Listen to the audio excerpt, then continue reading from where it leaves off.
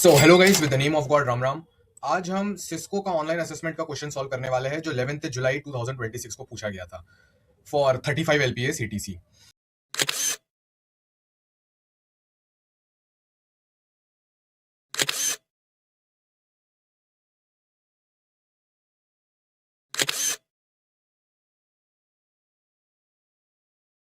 तो अब बात यह है कि एक बहुत अच्छी चीज हुई है।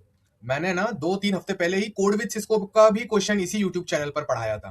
वो ग्राफ रिलेटेड था जिसमें multi dimensional dynamic programming along with BFS on graph लगाना पड़ रहा था। ये रहा इस चीज का वीडियो, आप लोग इस वीडियो को ध्यान से देख लेना। और गाइस 11 जुलाई को एकदम सेम टाइप का क्वेश्चन फिर से पूछा गया है। तो इससे हमको क्या पता चलता है कि general trees, general graph, graph mixed with dynamic programming and BFS and Dijkstra, ये सब सिस्को एकदम सेम टाइप का बार बार पूछ रहा है। ठीक है, इसलिए कहता हूं कि मेरे चैनल को ध्यान से फॉलो करो। जिस बच्चे ने वो वाला वीडियो अच्छे से देखा होगा वो ये वाला क्वेश्चन पक्का एग्जाम में करके आएगा। ठीक है, अब ये क्वेश्चन एलएलएम प्रूफ है। क्यों? क्योंकि बहुत सारे जो बच्चे हैं उन्होंने एग्जाम दिया था, उसमें से कुछ बच्चे हैं जो इलीगल तरीके यूज करते हैं, चैट जीपीटी, जेमिनी, क्लॉड वगैरह। तो जब इस क्वेश्चन का उसमें डालोगे तो एक क्वेश्चन का इंप्लीमेंटेशन थोड़ा इतना हैवी है कि वो सारे मॉडल्स सारे टेस्ट केसेस पास नहीं कर पा रहे जब वो कोड आउटपुट देते हैं। तो बच्चों के जो लोग कॉपी चीटिंग करने की कोशिश कर रहे थे उनको फुल मार्क्स नहीं आ पाया। इसकी जगह अगर आप सिंपल सा अपना ह्यूमन ब्रेन लॉजिक लगाओगे, सिंपल से कोड लिखोगे तो पास हो जाएगा। ये एलएलएम प्रूफ क्वेश्चन इसलिए क्योंकि इसके अंदर पैरामीटर्स बहुत ज्यादा है इस क्वेश्चन के अंदर।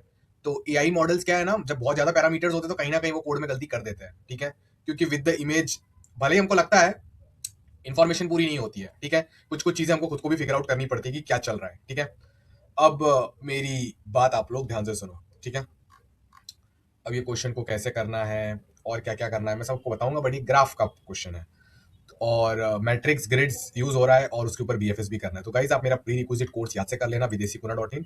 इसके अंदर से प्लीज ग्राफ का कोर्स कर लेना, क्योंकि मैंने इस टाइप से इसमें ग्राफ पढ़ाया है कि न्यू टाइप के क्वेश्चंस कैसे करने हैं, hard level DSO CP level के, उनकी थिंकिंग स्किल आपके अंदर डेवलप हो। अगर आप स्टैंडर्ड डीएसए शीट के क्वेश्चंस करते रहेंगे और लीड कोड जीएफजी के इजी मीडियम 300-400 क्वेश्चंस करेंगे तो इस टाइप के क्वेश्चंस आप क्रैक नहीं कर पाएंगे जब इन कंपनियों का ऑनलाइन असेसमेंट होगा आपके कॉलेज में या ऑफ कैंपस में। ठीक है, और इंटरव्यूज में भी नॉन स्टैंडर्ड डीएसए हार्ड और न्यू क्वेश्चन ज्यादा पूछे जा रहे हैं इस टाइप के। तो इस टाइप की चीजों को भी प्रैक्टिस करना है। कोई भी और इन्फ्लुएंसर, क्रिएटर, एजुकेटर आपको रीसेंट कंपनीज के ओए इंटरव्यूज के data structure algorithm coding questions नहीं पढ़ाने वाला। वो सिर्फ मैं ये काम करता हूं क्योंकि रीसेंट कंपनी के क्वेश्चंस बहुत हार्ड होते हैं और बाकी इन्फ्लुएंसर्स और लोग आपको सच नहीं बताना चाहते हैं। मैं आपको सच्चा का क्वेश्चन दिखा देता हूं और वो आपके सामने सॉल्व भी कर देता हूं, ताकि आपकी प्रैक्टिस बनी रहे और आपके चांसेस मैक्सिमाइज हो हाई पेइंग कंपनीज में ऑफर्स क्रैक करने के इन 2026 and in the upcoming year 2027। तो 35 एलपीए का सीटीसी होता है, मैंने लिख दिया। डायरेक्ट क्वेश्चन की बात करते हैं। तो क्वेश्चन क्या कह रहा है हमको? ओके, सो क्वेश्चन की बात करते हैं। और हाँ, हमारे मल्टीपल स्टूडेंट्स ने इसको क्रैक कर लिया है तो उसकी भी बात, उसके वीडियोस आएंगे, आप लोग को दिखेंगे। अब मेरी बात सुनो, मैं खुद को थोड़ा छोटा कर लेता हूँ guys. Okay, so listen to me very very carefully. Okay, I love you all guys, so listen to me very very carefully. तो गाइस वो बोल रहे हैं कि आपको एक मैट्रिक्स दे रखा है। ऐसा मैट्रिक्स में ना एक सेल स्टार्ट सेल है और एक सेल एंड सेल है। ठीक है, एक सेल स्टार्ट सेल है और एक सेल एंड सेल है। ये चीज आपको याद रखनी है, भूलना नहीं है ये चीज आपको। क्लियर? मैं यहाँ पर लिख भी देता हूँ, ये मैट्रिक्स दे रखा है। तो 1 बेस्ड इंडेक्सिंग ले लेते हैं, क्वेश्चन में 0 बेस्ड इंडेक्सिंग है। ठीक है, इसको आप मान लो m और इसको मान लो आप n। ठीक है, 1 2 3 4 5। तो एक स्टार्ट सेल दे रखा है, समझो ये स्टार्ट सेल है। ठीक है, ये स्टार्ट सेल है और समझो ये एंड सेल है। तो हम ना कोई भी एक सेल से सिर्फ 4 डायरेक्शन में जा सकते हैं। करंट अगर मैं ये सेल पर हूं तो या तो मैं ऊपर जा सकता हूं, या तो मैं लेफ्ट जाऊंगा, या तो मैं राइट जाऊंगा, या तो मैं नीचे जाऊंगा। ठीक है, तो मुझको बताना है कि स्टार्ट सेल से एंड सेल तक जाने का शॉर्टेस्ट पाथ क्या है। यहां से एंड सेल तक जाने का एक पाथ ये, राइट जाओ, डाउन जाओ, डाउन जाओ। ठीक है, तो मुझे क्वेश्चन में यही पूछ रहे कि स्टार्ट सेल दे रखा है, एंड सेल दे रखा है, शॉर्टेस्ट पाथ क्या है। अब एक न्यू पैरामीटर ऐड होगा, पैरामीटर नंबर 1। कुछ सेल्स की वैल्यू 1 है, कुछ सेल्स की वैल्यू 0 है। 0 0 0 0, समझो ऐसा है, 0 1 1 1 1। तो क्वेश्चन ये कह रहा है कि जिन जिन सेल्स की वैल्यू 0 आप उधर ही ट्रेवल कर सकते हो, जो 1 वाले सेल्स है वो ब्लॉक्ड है, वहां पर आप जा नहीं सकते हो। तो अब शॉर्टेस्ट पाथ क्या हो जाएगा? क्या अब मैं ये वाला पाथ ट्रेवल कर सकता हूँ, राइट वाला? नो। क्यों? मैं यहां से आया, यहां से यहां आया, राइट में 0, नो प्रॉब्लम। जैसे मैं 0 से 1 पे आया, वो 1 वाले सेल पे मैं रीच ही नहीं कर सकता, अलाउड ही नहीं है। तो अब शॉर्टेस्ट पाथ होगा एक बार राइट जाने का, फिर नीचे जाने का, फिर नीचे जाने का, फिर राइट जाने का, क्योंकि ये पाथ में सारे सेल 0 है। मतलब आपका जो भी शॉर्टेस्ट पाथ होगा उसके अंदर ये हर सेल 0 होना चाहिए। 1 वाला जो भी सेल की वैल्यू 1 है उसको हम विजिट ही नहीं कर सकते।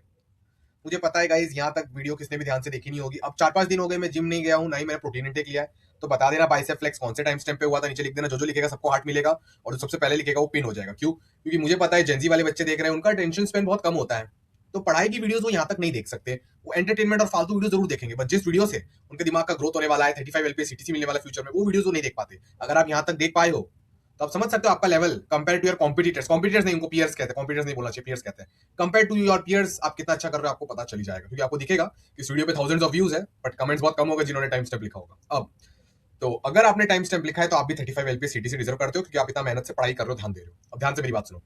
तो गाइस ये वाला तो बहुत स्टैंडर्ड ग्रिड वाला क्वेश्चन है, राइट? आप लोग को पता होगा, स्टार्ट सेल दिया है, ये एंड सेल दिया है मुझे, ठीक है? तो ये कोई कोई सेल 0 है, कोई कोई सेल 1 है, तो ये जो ग्रिड है इसको ग्राफ में कन्वर्ट कर लो, ग्रिड को किसमें कन्वर्ट कर लो? ग्राफ के अंदर। ओके सर, और फिर बीएफएस चालू करो स्टार्ट सेल से, और बीएफएस आपको बता देगा कि स्टार्ट सेल से एंड सेल का शॉर्टेस्ट लेंथ क्या है, और बीएफएस में कोई भी सेल विजिट नहीं करेंगे जिसकी वैल्यू 1 है, तो प्रॉब्लम सॉल्व हो जाएगा। फिलहाल के लिए समझो क्वेश्चन इतना ही है, तो क्या करना था उसकी बात कर लेते हैं। तो हम क्या करते हैं, जो भी हमको ग्रिड दे रखा है, जो भी हमको ग्रिड दे रखा है, मैं आपको एक बार शो कर देता हूं। तो समझो अगर मेरा ग्रिड ऐसा होता तो मैं क्या करता, ये समझो मेरा ग्रिड है, तो मैं क्या करता, मैं ग्रिड को ना एक ग्राफ में कन्वर्ट करता। अब मैं आगे क्वेश्चन समझाते वक्त हमेशा एक ग्राफ ही अज्यूम करूंगा, अब मैं ग्रिड दिखाऊंगा नहीं, लास्ट टाइम दिखा रहा हूं, समझो ये ऐसा दिख रहा है, तो इसको ग्राफ में कन्वर्ट करता। कैसे? पहला वाला सेल को एक नोड बना लिया, ये भी एक नोड है, इसको विजुअलाइज करता है एज अ ग्राफ, चारों डायरेक्शन से सारे नोड जुड़े होंगे ऐसे, ठीक है? ये है, अब समझो ये 1 है, समझो ये 0 है, ये 0 है, ये 0 है, ये 1 है, ये 0 है, ये 0 है, ये 0 है, ये 1 है, ठीक है? ये सेल है 1,1, 2 डायमेंशनल कोऑर्डिनेट्स है ना, ये सेल है 1,2, ये सेल है 2,1, ये सेल है 2,2। तो मैं बीएफएस चालू करूंगा, ब्रेथ फर्स्ट सर्च करूंगा नोड 1,1 से। अगर आपको ये सब नहीं आता, मेरा फ्री कोर्स करो, उसका लिंक दे रखा है, ये वाले नोड से मैं बीएफएस करूंगा, तो मुझे पता चल जाएगा कि यहां से यहां का शॉर्टेस्ट डिस्टेंस क्या है, यहां का शॉर्टेस्ट डिस्टेंस क्या है, ये सारी चीजें मुझे पता चल जाएगी। एक्चुअल क्वेश्चन और डिफिकल्ट है, एक्चुअल क्वेश्चन में और 2 पैरामीटर्स है, बट फिलहाल में एक ही पैरामीटर अगर होता तो क्या करना है वो समझा रहा हूं, ठीक है? तो समझो गाइस, सबसे पहला स्टेप क्या है? सबसे पहला स्टेप है कि ग्रिड को ग्राफ में कन्वर्ट कर लो।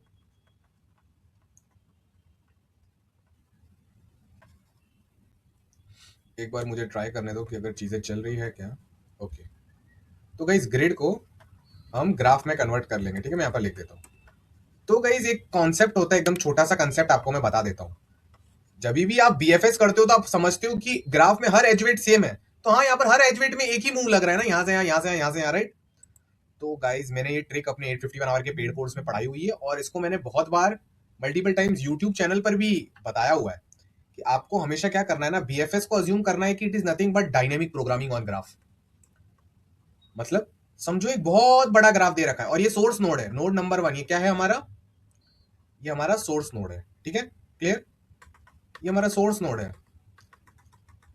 तो यहां पर समझो नोड यू है, यहां पर क्या है? नोड यू है, और यू डायरेक्टली वी को पॉइंट कर रहा है। तो डीपी ऑफ यू क्या होगा? डीपी ऑफ यू क्या होगा? डीपी ऑफ यू हमको हमेशा ये बताएगा कि नोड नंबर 1 से लेके यू तक का शॉर्टेस्ट पाथ क्या हुआ होगा, कौन सा रास्ता होगा जो सबसे शॉर्टेस्ट होगा, जो नोड नंबर 1 से लेके नोड नंबर यू तक जा रहा होगा, वो कौन सा पाथ होगा, वो हमको कौन बताएगा? वो हमको डीपी ऑफ यू बताएगा। Got the point guys? तो समझो आपने डीपी ऑफ यू कैलकुलेट कर लिया अपने ब्रेथ फर्स्ट सर्च में, ठीक है? इसको डी ऑफ यू लिखते हैं, हम डीपी ऑफ यू लिखते हैं, तो डी ऑफ वी कैसे निकालेंगे? डीपी ऑफ वी कैसे निकालेंगे? Shortest path from 1 to V, shortest path from node number 1 to node number v is nothing but shortest path from 1 to u plus 1. dpv is nothing but dp of u plus 1. तो इसका क्या मतलब है? ये concept हमेशा याद रखना कि 1 से लेके v तक का shortest path is nothing but 1 से लेके u तक का शॉर्टेस्ट पाथ, फिर u से एक स्टेप आगे चले जाओ v पे, तो प्लस 1 हो जाएगा, एक और मूव ऐड हो जाएगा, दैट्स इट। अज्यूमिंग कि u is directly connected to v, ठीक है? इतनी बातें आप लोग, ये कंसेप्ट हमेशा याद रखना, ठीक है? तो ब्रेथ फर्स्ट सर्च में घूम फिर के ऐसा ही कुछ होता है, ये बात आपको एकदम याद रखनी है। हम क्या करते हैं ना, हम लोग एक क्यू के साथ स्टार्ट करते हैं। एक क्यू होता है, समझो ये मेरा नोड 1 है ग्राफ का, ठीक है? फिर ऐसे ऐसे बहुत सारे नोड्स होंगे, पर ये मेरा सोर्स नोड है जहां से मैं ब्रेथ फर्स्ट सर्च चालू कर रहा हूँ, और ये है मेरा नोड यू। मुझे कैलकुलेट करना है कि 1 से यू का शॉर्टेस्ट पाथ क्या है, डीपी ऑफ यू। तो मैं स्टार्टिंग में क्या करूंगा, जब मैं नोड नंबर 1 पे हूं तो 1 से 1 का शॉर्टेस्ट पाथ क्या है? 0। तो डीपी ऑफ 1 में क्या लिखूंगा? 0। बट मैं क्यू में उसको कैसे रिप्रेजेंट करूंगा? क्यू में मैं लिखूंगा 1,0। इसका क्या मतलब है कि नोड 1 पे रीच करने के लिए मेरे को 0 मूव्स लग रहे हैं, क्योंकि नोड 1 पे तो जर्नी स्टार्ट हुई है बेटा, अगर नोड 1 सोर्स नोड है तो। तो गाइस ये चीजें मैं आपको बता रहा हूँ, इनको याद रखना। क्यू को हमेशा ऐसे दिखाते हैं, डीपी ऑफ 1 0, मतलब नोड 1 से लेके नोड 1 को रीच करने को 0 मूव लगेगा। तो वही 1 यहां पर लिख देने का क्यू में, और यहीं पर 0 डाल देने का कि इसका शॉर्टेस्ट डिस्टेंस 0 है, और बाकी सारी डीपी वैल्यूज को इन्फिनिटी मार्क कर देंगे। जब तक हमको इनका आंसर नहीं मालूम तो हम सोचेंगे कि इनफाइनाइट मूव लगेगा वहां रीच करने के लिए, ठीक है। इतनी चीजें याद रखना। अभी जो क्यू में जो सबसे छोटा स्टेट है ना, इसी से दूसरे स्टेट पैदा होकर आता है। ये कोई डीप नॉलेज इस टाइप से बच्चों को देता नहीं है, इसलिए वो हार्ड अनसीन डीएस से क्वेश्चन कर नहीं पाते। मेरे कहने का क्या मतलब है, समझो नोड 1 है, ठीक है। अब अगर मैं यहां से बीएफएस चालू करूं, बीएफएस पता है ना, ब्रेथ फर्स्ट सर्च एल्गोरिथम, पहले ये वाला लेवल ट्रेवल होगा, फिर ये दोनों नोड्स ट्रेवल होंगे नेक्स्ट लेवल पर, ठीक है।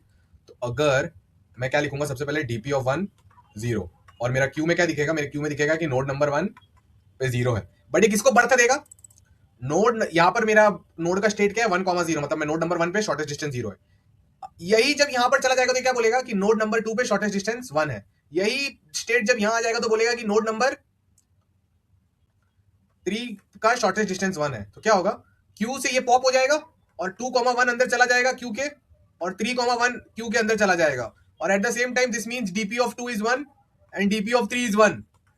तो बस आपको एकदम डीपली नहीं समझना है, बट इतना समझ लो कि एल्गोरिदम के अंदर ये सबसे main nervous system brain heart है। जो भी कोई स्टार्टिंग स्टेट है ना, वो अपने अंदर से कुछ ब्रांचेस निकालता है, वो ब्रांचेस निकले वो क्यू के न्यू स्टेट, वो न्यू स्टेट्स क्यू में आ जाएंगे, और वो न्यू स्टेट्स हमारा डीपी एरे फिल कर देंगे। ये बात को याद रखना। तब क्वेश्चन क्या कह रहा है, इतना आपको समझ आ गया। रियल क्वेश्चन की बात करते हैं। क्वेश्चन कह रहा था कि यही ग्रिड है, स्टार्ट सेल से एंड सेल पे रीच करना है, और सिर्फ 0 वैल्यू वाले सेल्स को ट्रेवल कर सकते हैं। बट बैटरी वाला कंसेप्ट है। जब आप अपना गेम चालू करते हो तो आप एक इनिशियल बैटरी के साथ स्टार्ट करते हो। बैटरी यानी एनर्जी, आपकी जो इनिशियल एनर्जी होती है वो फुल बी होती है, क्लियर। एक कैपिटल बी करके आपको एनर्जी दी जाती है, ठीक है। ये बात आपको बिल्कुल भी नहीं भूलनी है, क्लियर। याद रखना, इस बात को बिल्कुल भी मत भूलना आप लोग। तो गाइज ये बी वाला parameter is a game changer. Why? क्योंकि इसका मतलब यह है कि जब आप गेम को स्टार्ट करते हो ना, तो आपकी स्टार्टिंग एनर्जी बी होती है। जैसे आप एक मूव आगे जाते हो तो आपकी एनर्जी B-1 हो जाएगी, फिर और आगे जाओगे तो एनर्जी B-2 हो जाएगी। तो बात समझ आ रही है ना, ठीक है। तो हमको बी दे रखा है, जैसे जैसे आप आगे जाओगे बी से B-1 B-2, एक बार आपकी एनर्जी 0 हो गई कोई नोड पे तो आप आगे नहीं जा सकते। ये सेकेंड पैरामीटर है। यहां तक हमको समझ आता है, हम अपने बीएफएस में इसको चेक कर सकते हैं। अगर जो हमारा शॉर्टेस्ट पाथ है, अगर जो हमारा शॉर्टेस्ट पाथ है स्टार्ट से लेके एंड तक का, नेक्स्ट बाइसेप फ्लेक्स बता देना, जो शॉर्टेस्ट पाथ है स्टार्ट से लेके एंड तक का, जो भी शॉर्टेस्ट पाथ है, अगर इसकी लेंथ बी से ज्यादा है तो हम कुछ नहीं कर सकते। क्यों? क्योंकि समझो बी का वैल्यू 5 है, समझो बी का वैल्यू 5 है, समझो बी का क्या वैल्यू है 5, मतलब स्टार्ट सेल से एंड सेल जाने में 5 मूव लगेगा। नहीं नहीं नहीं, स्टार्ट सेल से एंड सेल में जाने में मिनिमम मूव्स कितना लगेगा वो हमको नहीं पता, बट बी का वैल्यू 5 है। बी का वैल्यू क्या है 5। और समझो आपने यहाँ पर ब्रेथ फर्स्ट सर्च किया स्टार्ट सेल पे, और 0 0 वाले सेल्स ट्रेवल किया, और आपको पता चला कि स्टार्ट से एंड तक जाने का 7 मूव लगता है। कितना मूव लगता है? 7 मूव। तो ये पॉसिबल नहीं हो पाएगा। क्यों? 7 मूव मतलब 7 एनर्जी लगेगा ना। पहले आपकी एनर्जी 7 होगी, फिर एनर्जी 6 होगी, फिर 5 होगी, फिर 4 होगी, टिल टिल टिल 0। बट मतलब स्टार्टिंग में एटलीस्ट 7 का एनर्जी चाहिए, तभी स्टार्ट से एंड तक पहुंच पाओगे, अगर आपका शॉर्टेस्ट लेंथ 7 है। पर अगर आपको स्टार्टिंग एनर्जी ही 5 दे रखा है तो काम नहीं बनेगा। तो गाइस आप लोग को बात समझ आ चुकी होगी। इस सेकंड पैरामीटर का क्या मतलब है कि जो भी हमारा शॉर्टेस्ट पाथ लेंथ है ना, it should be less than equal to b, or else the answer is not possible. Shortest length from start cell to end cell meeting all the requirements of all the conditions should be less than equal to b. अब आता है तीसरा parameter. तीसरा parameter guys एकदम भयंकर है।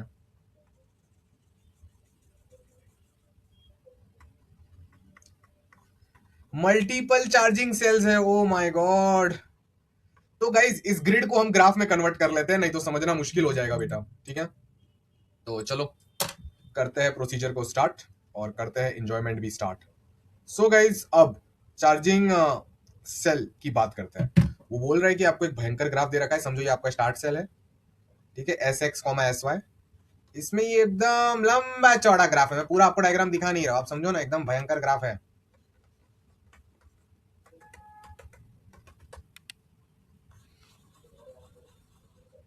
ठीक है। तो हमको स्टार्ट सेल से एंड सेल तक पहुंचना है।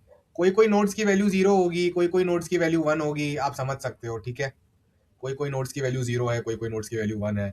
मैंने ग्रिड को ग्राफ में कन्वर्ट कर लिया, स्टार्ट सेल से एंड सेल जाना चाहता हूँ, और मैं एक कैपिटल बी एनर्जी से स्टार्ट कर रहा हूं। अगर मैं यहां से यहां आया तो मेरी एनर्जी B-1 हो जाएगी, फिर B-2 हो जाएगी, फिर B-3 हो जाएगी, लाइक दैट।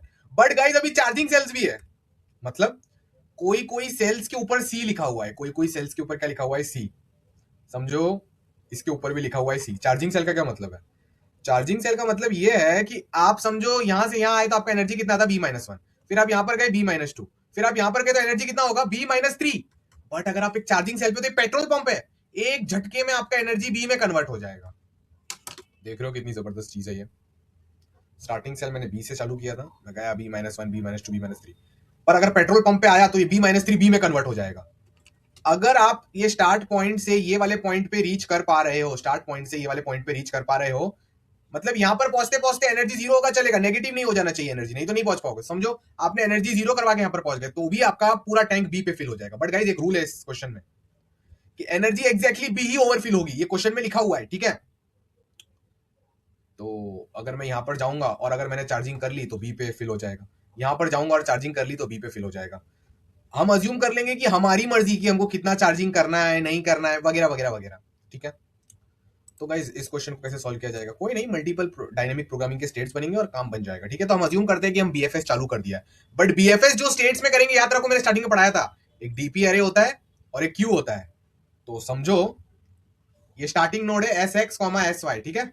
बहुत बड़ा ग्राफ है बेटा, बहुत बड़ा ग्राफ है। समझो ये नोड है आई कॉमा जे, ये कौन सा नोड है, I comma J. I comma J is directly pointing to the node, codes वोड सब आ जाएंगे, is directly pointing to the node X comma Y. तो गाइस स्टार्टिंग का क्यू में कौन सा स्टेट होगा, आप सोचो ना। ये अगर मेरा क्यू है, क्यू में मैं क्या डालूंगा कि जब मैं S X comma S Y position पे हूं तो मेरी एनर्जी क्या है, कैपिटल बी। मेरी एनर्जी क्या है, capital B. S X comma S Y पे रीच करने का शॉर्टेस्ट डिस्टेंस क्या है, with energy capital B, zero. वहीं पर शुरू हुआ स्टार्टिंग बी एनर्जी के साथ, कैपिटल बी एनर्जी के साथ, तो जीरो हो गया। तो यहां पर क्या लिखूंगा,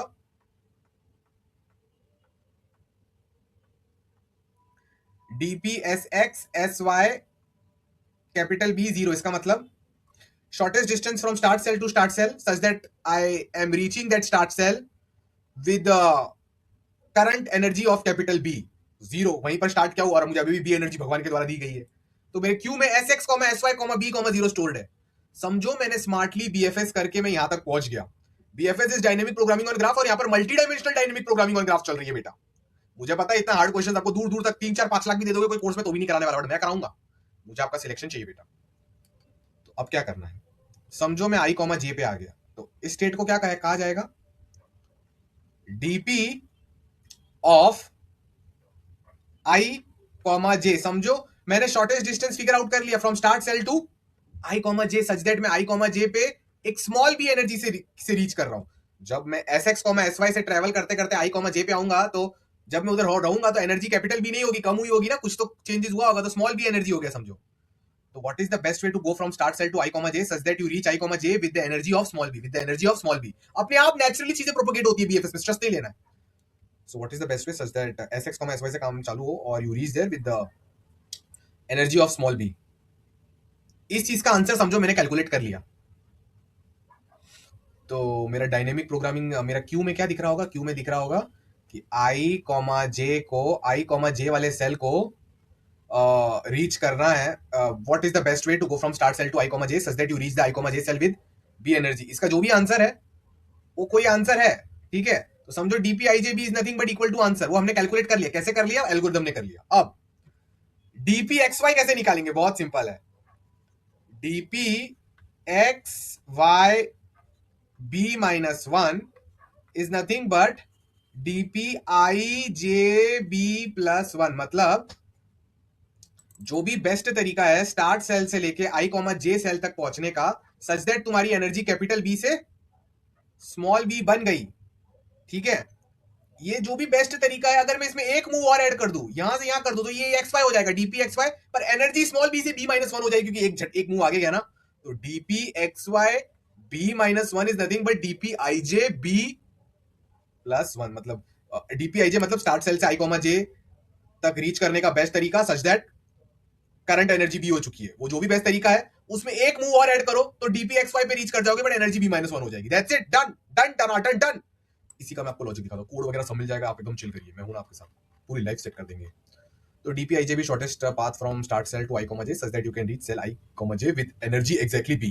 starting state DP SX SYB SX SYB 0, DP SX SYB 0, rest all DP मैंने इन्फिनिटी पे डाल दूंगा। हमारा क्यू बहुत स्मार्ट है, वो चेक कर सकता है अगर कोई स्टेट पहले विजिट हुआ है।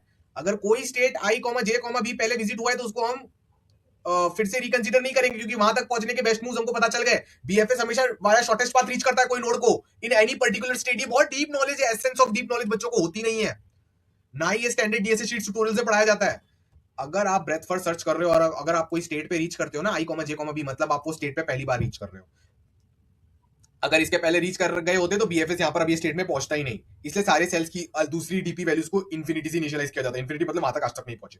तो IJB से एक अलग स्टेट निकलेगा XYB-1, क्योंकि एक लेंथ वहां पर गया, तो DP XYB-1 is DP IJB+1। इतना आपको समझ आएगा, ग्रेट। इसमें एक चीज याद रखना, B > 1 होना चाहिए, नहीं तो फॉर्मूला लिखना ही मत, ठीक है? क्योंकि यहां से आ जाओगे तो 1 से 0, ऐसा नहीं कि अभी 0 है तो 0 से -1, नेगेटिव अलाउड नहीं है, वहां जा नहीं सकते। और दोनों cells I, J, X, Y समझो एडजेसेंट सेल्स है, तो ये दोनों का वैल्यू भी 0 होना चाहिए सेल का, ठीक है? तो ही तो ट्रेवल कर सकते हो। ये सारी कंडीशन आपको चेक करनी है। अब गाइस एक कंडीशन है, अगर सेल X, Y एक चार्जिंग सेल है तब क्या होगा बिडू?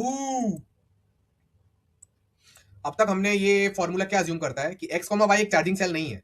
अब यहां से यहां पर आया, यहां से आया, B-1 हो गया। बट अगर ये एक चार्जिंग सेल होता, मतलब यहां पर आप अपनी एनर्जी को B में कन्वर्ट कर सकते हो, तो क्या हो जाता? DPXY। यहां पर आप रीच करते ही आपकी एनर्जी कैपिटल B हो जाती। तो how many moves will it take to go from start cell to X, Y such that the energy becomes capital B? First of all, keep a if condition. अगर ये एक charging cell है तो DPXYB क्या होगा? अगर ये charging cell नहीं भी है तो ये फॉर्मूला, ये है या ना हो, ये फॉर्मूला वैलिड है। ये फॉर्मूला अज्यूम कर रहा है कि X, Y पे चार्जिंग नहीं हुआ है।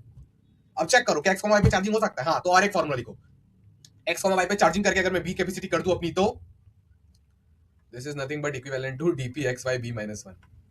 अरे ये जो स्टेट लेके आप पहुंचे थे ना, DPXYB-1 क्या है? यहां से एक पॉइंट राइट पे गया और B-1 हो गया energy. This is equivalent to this, क्यों? क्योंकि यहां पर जाते ही मेरे पास एक ऑप्शन था B-1 से कैपिटल B करने का एनर्जी को, तो DPXY capital B is DPXYB-1। अब गाइस क्वेश्चन में और एक पैरामीटर, इतना सब समझ गए ना? ब्रेथ फर्स्ट सर्च करोगे, फाइनल आंसर क्या होगा?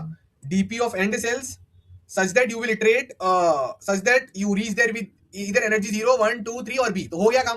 अब आता है फाइनल स्टेट। देख लो कितने पैरामीटर समझ गए, AI की क्यों वाट लग गई। इसलिए बोलता हूं खुद से अच्छे से पढ़ाई करो, बट आप लोग क्या करो, अच्छे से पढ़ाई करो। अब let me check basic things. Okay, अब गाइस एकदम फोकस करते हैं काम पर। ध्यान से सुनिए आप लोग मेरी बात, एकदम ध्यान से सुनिए, ठीक है? फाइनल पैरामीटर, ऐसे ऐसे होते हैं रियल कंपनी के क्वेश्चंस, और आपको लोग क्या क्या उल्लू बनाते हैं कि शीट कर लो, ये कर लो, हो जाएगा। ये टाइप का क्वेश्चन कोई भी शीट में है तो बता देना, मुझे नहीं मिलेगा। अब सुनो, फाइनल पैरामीटर है। फाइनल पैरामीटर क्या है? लाइफ इज एंजॉयमेंट, बस एंजॉयमेंट कीजिए, बाकी सब भूल जाइए। फाइनल पैरामीटर है कि आप चार्जिंग सिर्फ K टाइम्स कर सकते हो at most. Charging can only be done at most K times. Okay sir, तो अब क्या हो जाएगा? DPIJ small b small k, मतलब best way to go from start cell to I, J cell such that you reach that cell with exactly energy B and you have done the charging exactly K times till now. That's it bro, that's it bro, that's it. तो इसका भी देख लेते क्या होगा। Same to same वही story है guys. Starting किससे चालू होगा? ये समझो बहुत बड़ा सेल है SX, SY, बहुत बड़ा बहुत फैला हुआ बिजनेस है, सब एकदम जबरदस्त है। ये है अपना I, J सेल, ये डायरेक्टली पॉइंट कर रहा है X, Y को। तो स्टार्टिंग का स्टेट क्या जाने वाला है? DP स्टार्ट सेल में मैं कैपिटल B एनर्जी के साथ स्टार्ट करता हूँ, फिर वहां से वैल्यूज प्रोपोगेट होगी आगे। ब्रेथ फर्स्ट सर्च है ना, आग जैसे फैलता है, पहले ये, फिर नेक्स्ट लेवल पर, फिर नेक्स्ट लेवल पर। एकदम मस्त है यार, स्ट्रेस नहीं लेने का। DP SX SYB, अगर मैं यहाँ पर चालू करूंगा तो एकदम पूरी B एनर्जी स्टार्ट करूंगा। और यहाँ पर चार्जिंग कितनी बार किया? 0 बार चार्जिंग की यार। स्टार्ट सेल पे ऑलरेडी B का पावर है, तो चार्जिंग करने की क्या जरूरत है? अगर ये चार्जिंग सेल हो भी तो भी चार्जिंग मत करना। LLMs यहाँ पर मिस्टेक कर सकते हैं। अगर ये चार्जिंग सेल है तो भी चार्जिंग नहीं करना है हमको, क्योंकि हम बस ऑलरेडी वहां से चालू कर रहे हैं, B एनर्जी के साथ चालू कर रहे हैं यार। तो एक चार्जिंग यूज करोगे तो चार्जिंग कम हो जाए। चार्जिंग K चार्जिंग से यूज कर सकते हो, तो क्यू चार्जिंग यूज कर रहे हो स्टार्टिंग में जब B है ऑलरेडी। तो DP SX SYB 0 से चालू होगा और हमारा क्यू कैसा दिखेगा? क्यू में होगा SX, क्यू में 5 वैल्यू होगी, B 0 and the number of moves to go from start cell to start cell such that currently you have capital energy B and you have done the charging 0 times is 0। तो इसका answer 0 होगा। अब समझो मैं IJ पे पहुंच गया, तो आईजे पे मैं क्या पहुंच गया, मैंने आंसर कैलकुलेट कर लिया। कैसे पहुंच गया, डीपी आई कॉमा जे कॉमा स्मॉल बी एनर्जी के साथ पहुंच गया, सेम टू सेम पहले जैसा, और मैंने के चार्जिंग के टाइम्स चार्जिंग कर ली है। तो अब ये अगर एक्स कॉमा वाई को प्रोपोगेट होगा तो फॉर्मूला क्या आएगा, डीपी एक्स वाई, यहां पर एनर्जी कितनी थी बी, तो यहां पर एनर्जी कितनी हो जाएगी बी-1 such that K charging is done is nothing but DP I J B K plus 1। बस, तो क्या हो रहा है, ये जो पाथ है ना, ये पाथ में मैंने टोटल कितनी बार चार्जिंग किया, के बार चार्जिंग किया। अब अगर मैं आई कॉमा जे से एक्स कॉमा वाई पे जाता हूं और चार्जिंग नहीं करता हूं तो अभी भी के चार्जिंग ही रहेगा ना, क्योंकि एक्स कॉमा वाई पे भी चार्जिंग नहीं किया। तो फॉर्मूला, नॉर्मल फॉर्मूला क्या हो जाएगा, अगर एक्स कॉमा वाई पे जाके चार्जिंग नहीं किया तो डीपी एक्स वाई बी-1 K is DP I J B K plus 1। इतना आपको समझ आ गया, great job, love you all, Ram Ram. But guys अगर ये चार्जिंग सेल हुआ तो एक स्मॉल फॉर्मूला लिखना है, काम खत्म। चार्जिंग सेल हुआ तो क्या हो जाएगा, डीपी एक्स वाई, यहां पर सीधे चार्ज हो जाएगा बी पे अपना, कैपिटल बी, और चार्जिंग बढ़ गया, यहां पर के था, यहां पर के प्लस 1 हो गया, K plus 1, DP X Y B K plus 1 is nothing but DP X Y बी-1 के। ये जो भी इस चीज का आंसर था, एक्स कॉमा वाई पे रीच करना है विद बी-1 energy such that K times charging हुआ है। यहां पर रीच करते ही इमीडिएटली तुम इसकी एनर्जी को कैपिटल बी में चेंज कर सकते हो और चार्जिंग का नंबर 1 से बढ़ा सकते हो। तो ये is equal to this if X Y is a charging cell. Done done done done done done. क्या क्वेश्चन है भाई, क्या क्वेश्चन है। DPIJ BK shortest path from cell I comma J to 4 dimensional dynamic programming with grid on grid with BFS on graphs, Kumar K sir sessions, so that you can reach cell I comma j with energy exactly B such that exactly K times charging has been used। Ram Ram. Course में तो 850 our का जो structure paid course है, जहां हम 200 से ज्यादा company का जॉब रेफरल सपोर्ट सब देते हैं, वहां पर तो ऐसे टाइप के मल्टीपल क्वेश्चंस मिल जाते हैं। सो डीपी एक्स वाई बी-1 K is nothing but DP I J B K plus 1, और ये चार्जिंग सेल है तो कैपिटल बी के प्लस 1। ये फाइनल आंसर क्या होगा, DP of end cell such that you reach there with energy इधर 0 1 2 भी सब इटरेट करना such that you have done charging इधर 0 time 1 time 2 times till K times, that's it. Final code, intermediate code सब आ जाएगा, ठीक है। So guys with the name of god, Ram Ram.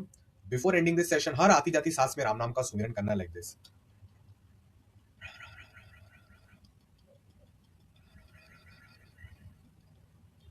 क्यों, क्योंकि कुछ सालों के बाद लव, डीएसए, कोडिंग, रिलेशनशिप्स कुछ भी रह नहीं जाएगा। तब आपकी आत्मा को भगवान के पास रीच करना होगा। आपकी आत्मा को अमरलोक मोक्ष चाहिए, the ultimate happiness and freedom. तो बात को समझिए। अगर आपने हिंदू स्क्रिप्चर्स पढ़े तो आपको पता होगा कि युगाज होते, त्रेता युग, कलयुग, द्वापर युग, ओके, एंड सतयुग। तो 84 लाख स्पीशीज ऑफ बर्थ्स होते हैं of an atma in different life forms like cat, dogs, insects, bhed, bakri etcetera. इन सब में एक ही लाइफ फॉर्म होता है ह्यूमन का। तो ह्यूमन का लाइफ फॉर्म मिलना बहुत रेयर होता है, आपको पता ही है। तो अगर ये ह्यूमन के लाइफ फॉर्म में आपने भगवान की भक्ति नहीं की और भगवान के पास नहीं पहुंचे तो क्या होगा, फिर आपको दूसरे लाइफ फॉर्म्स में जाना पड़ेगा, 84 लाख स्पीशीज, और वो दूसरे लाइफ फॉर्म्स में birth and death cycle of suffering चलता रहेगा चलता रहेगा चलता रहेगा। ये जब ह्यूमन लाइफ फॉर्म मिलता है ना, तभी आपके अंदर इतना इंटेलिजेंस और फैकल्टीज और फैसिलिटीज होती है कि आप भगवान की भक्ति कर सको, आधी आधी सांस में राम नाम का सुमिरन कर सको, और आपके ये करने से आपके कर्म कटते हैं, अच्छे और बुरे। व्हेन द कर्म योर कर्म्स गेट जीरो, जब आपके कर्म जीरो हो जाते हैं तभी आपकी आत्मा मोक्ष रीच कर पाती है। अगर आत्मा मोक्ष रीच कर पा रही है, अमरलोक रीच कर पा रही है, अल्टीमेट हैप्पीनेस, इसका मतलब आत्मा is now out of the endless birth and death cycle on this planet in different life forms. तो हर आती जाती सांस में राम नाम का सुमिरन कीजिए, और इससे आपकी करंट लाइफ प्रारब्ध भी कम होंगे, आप और सुखी बनेंगे। सो guys with the name of god, Ram Ram. Thank you for learning and becoming strong. Ram Ram. You will get a great job and internship.